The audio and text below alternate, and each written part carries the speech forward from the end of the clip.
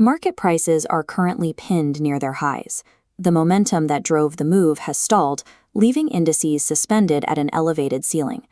This analysis covers the market landscape as of the weekend following the Friday, August 14th close, looking ahead to the Monday morning open on the 17th. This breakdown is a technical and fundamental exercise in trade planning. It is a probabilistic analysis and does not constitute financial advice. Currently, the major indices share a specific macro posture. They have spent the last several sessions absorbing a significant bullish impulse from earlier in the month. While the index averages appear stagnant, the underlying sectors show significant divergence in performance. Trading volume has thinned as the market approaches a high-impact macroeconomic data release. Navigating the coming week requires a framework that synthesizes this structural chart data with the specific timing of the macro calendar. On the 1-hour S&P 500 chart, we see the baseline technical environment. The aggressive trend from early August shifted into a horizontal holding pattern, remaining boxed within a narrow range. At the bottom, the volume profile indicates a steady decline in participation as fewer shares change hands. This creates a volume and price divergence. Prices are staying elevated, even as the momentum that got them there disappears. Declining volume during a sideways period often indicates a lack of structural selling pressure. When prices hold their ground without heavy selling volume, the technical structure typically functions as a continuation flag, suggesting the primary trend remains intact.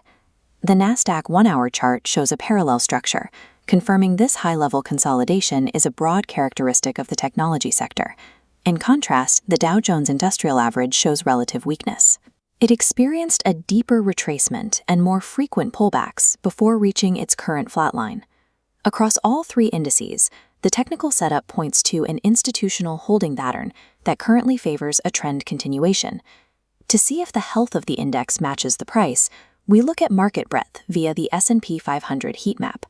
While the index price appears entirely flat, individual underlying sectors are moving with significant volatility against one another. The semiconductor sector illustrates this internal variance clearly. AMD shows significant strength, trading up 6.5%. Simultaneously, Broadcom is seeing heavy selling, down nearly 6%. These competitors are moving in opposite directions with high intensity. This indicates an environment characterized by surgical stock picking, rather than broad across-the-board accumulation by institutional funds. The heavily weighted mega-cap names like Apple, Microsoft, and Google are currently trading with almost no directional movement. Because these stocks carry the most weight, their flat performance mathematically suppresses the volatility of the index averages. This internal conflict makes index-level directional bets difficult. The components are currently neutralizing each other's moves. The drop in trading volume at these price levels suggests the market is waiting for a specific catalyst. The economic calendar August 17th through the 21st provides the context for this hesitation. Monday's schedule shows a total lack of high-impact U.S. data drivers. Tuesday continues this trend, with no major U.S. economic events scheduled to move the dollar or equity markets. An empty data calendar early in the week increases the probability of range-bound price action for the first 48 hours of the trade week. The primary driver for the week arrives on Wednesday afternoon with the release of the FOMC meeting minutes. Known as macro-driven volatility compression, institutional trading desks often tighten their active ranges and reduce volume ahead of Federal Reserve releases. The current price range reflects a data-dependent environment where large-cap managers await the information in Wednesday's report before committing to a new trend. By combining the technical baseline and the macro calendar, we can build a multi-day execution strategy. The defensive posture for Monday and Tuesday is dictated by the lack of data triggers. Entering index-level swing trades early in the week carries a high risk of being caught in false breakouts within the established technical range. For active trading during the first 2 days, the focus shifts to individual equities showing relative strength or weakness. We look for spreads like AMD and Broadcom, where the price action is independent of the stalling indices.